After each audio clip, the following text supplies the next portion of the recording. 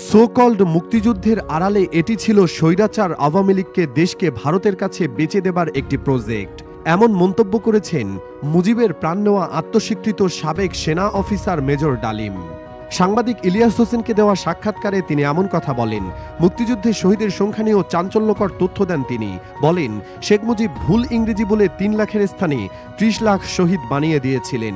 দীর্ঘদিন আড়ালে থাকা মেজর ডালিম অবশেষে সামাজিক মাধ্যম ইউটিউবে লাইভে আসেন। সেখানে শেখ মুজিবুর রহমান ও শহীদ প্রেসিডেন্ট জিয়াউর রহমানের বিষয়ে কথা বলেন তিনি। গত ৫ জানুয়ারি রোববার রাতে লাইভে যুক্ত হয়ে বীর মুক্তিযোদ্ধা মেজর ডালিম বীর বিক্রম শিরোনামের এই লাইভে যুক্ত হন সাবেক এই সামরিক কর্মকর্তা। মেজর ডালিম বলেন, মুজিব দুনিয়া ছেড়ে চলে যাননি, একটি সেনা অভ্যুত্থানে তিনি প্রাণ হারিয়েছেন। বাকশাল বিদায়ের পর কোটি কোটি মানুষ রাস্তায় নেমে এসে শুকরিয়া আদায় করেন। স্বৈরাচার মুজিব তার জুলুমের মাত্রা এতটাই তীব্র করেছিল যে তখন মানুষ রবের কাছে মুক্তি চাচ্ছিল তার জুলুমের অবসানের জন্য। অবশেষে সেনা অভ্যুত্থানে প্রাণ হারালে সবাই শুকরিয়া আদায় করেন। তিনি আরো বলেন, তথাকথিত নেতারা যখন ভারত পালিয়ে গেল তখন নেতৃত্ব দেওয়ার কেউ ছিল না, সমঝোতা নিয়ে সবাই ব্যস্ত।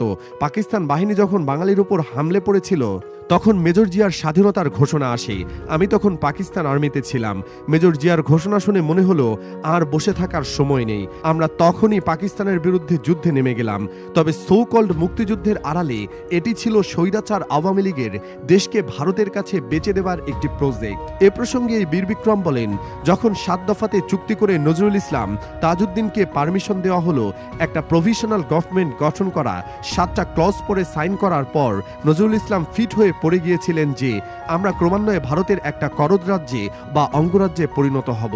২৪-এর গণঅভ্যুত্থানের নেপথ্যের নায়ক ছাত্র জনতাকে পরামর্শ দিয়ে তিনি বলেন, সম্প্রসারণবাদী হিন্দুত্ববাদী ভারত যার কবজায় আমরা প্রায় চলে গিয়েছি, সেই অবস্থান থেকে সেই ৭১-এর মতো আরেকটা স্বাধীনতা অর্জন করতে হবে, তা না হলে বিপ্লব ব্যর্থতায় পর্যবসিত হবে। জাতীয় সঙ্গীত ইস্যুতে ডালিম বলেন, বাংলাদেশের জাতীয় সঙ্গীত রবীন্দ্রনাথ ঠাকুরের না হয়ে কাজী নজরুল ইসলাম বা অন্যান্য স্বনামধন্য দেশীয় কবিদের গান হতে পারত।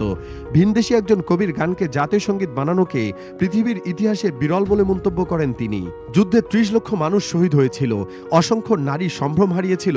প্রশ্নের জবাবে মেজর ডালিম বলেন, কথাটা কিভাবে জন্ম নিল এটার ইতিহাস বলে আমি তোমাকে আবার স্মরণ করে দিতে চাই।